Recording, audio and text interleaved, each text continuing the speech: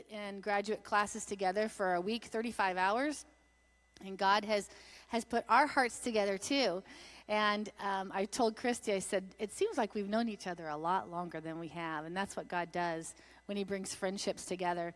And so Kristi lives in Illinois, but her and her husband also have a place in Clearwater.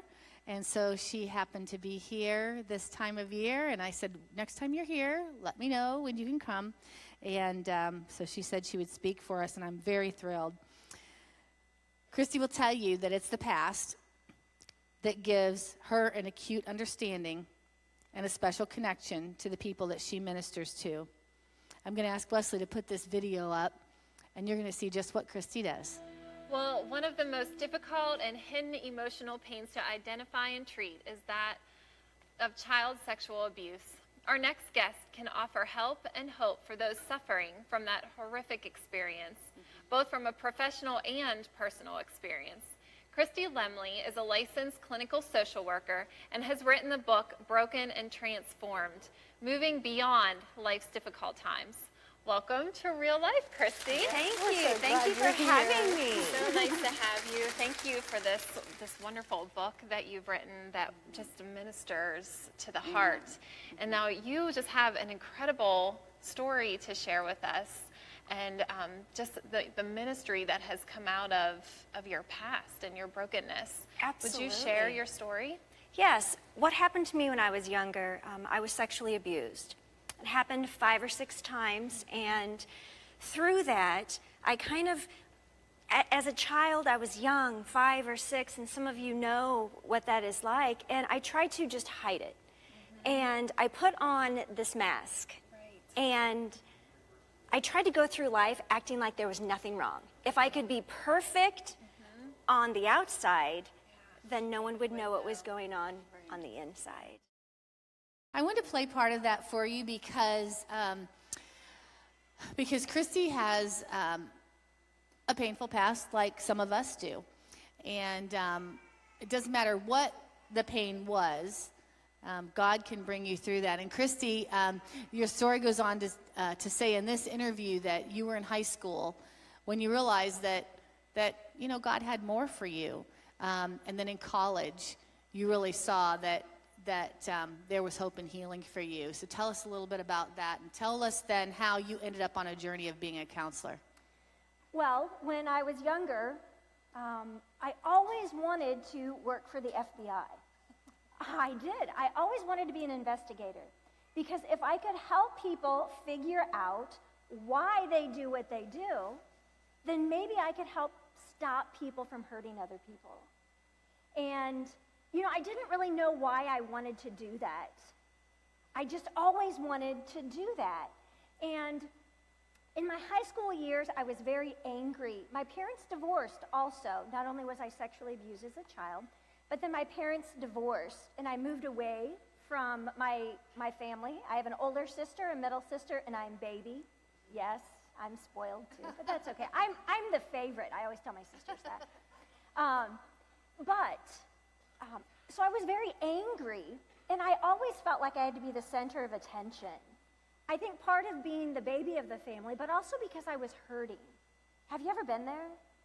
Where you're hurting and you're like, you need attention, you need to be the center of things because you have a need that isn't met.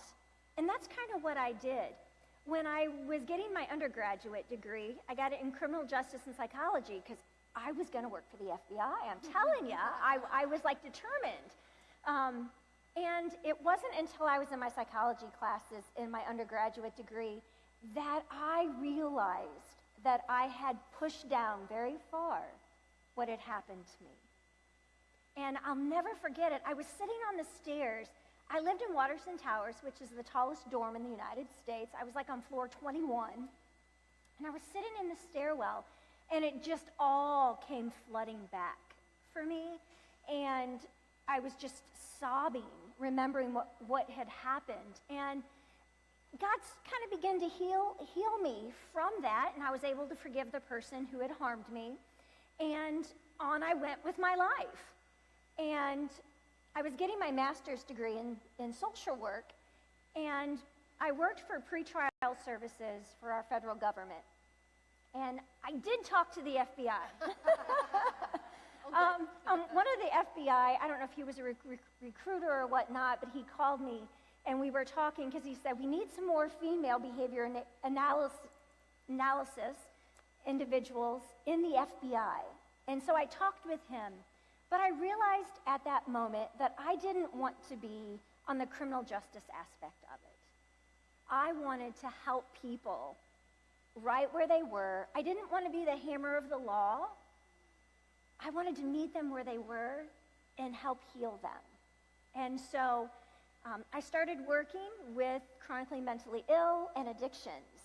And from that, when I graduated with my master's degree, I started working at a forensic state institution with individuals, with mothers who had killed their children, people not guilty by reason of insanity, guilty but mentally ill, things like that. And that was a very dangerous job. I never knew if I was going to look the same when I went in than when I came out. So the Lord just led me to my own private counseling practice. And so I opened Kristi Counseling, and that's where I really started praying and asking God to help me reach hurting people. And so the Kristi Limley Counseling Service has grown, and the Lord has put it on your heart that it needed to be something that just was very still. And so what is the name of your practice now? Well, my counseling practice now is called Calm Waters. I love that. God is doing some amazing things. Not only am I getting my doctorate in ministry, but I also own a counseling practice that I've hired 5 counselors now underneath me, so I can be on the road traveling, like in Florida, more. And my ministry that I started in 2003 is called Living in the Light Ministries. And ladies, that was really birthed out of my pain.